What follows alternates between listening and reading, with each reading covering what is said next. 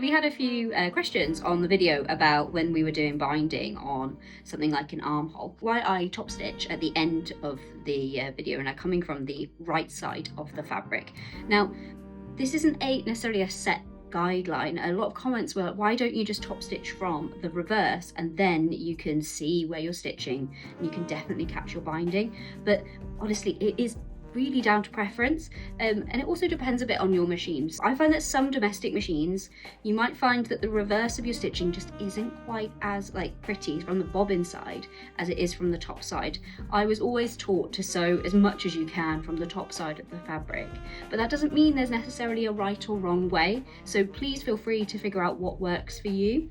But what I'll say is, if you do want to stitch from the right side of your fabric like I do, but you're struggling to catch the binding underneath, you can use a few different things to help you. So obviously you can use pins and clips and keep everything in place, but I'd also really recommend some wash away quilter's tape, because you can put that, it's kind of like bastes your seams for you without you having to do a hand stitch, and you can put that between the binding and your fabric and it will just hold it in place. You iron that on, and then as you're stitching, nothing's going to slip anywhere.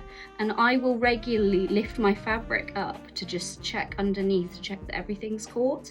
But honestly, done is better than perfect. Just keep trying and keep practicing, and happy sewing.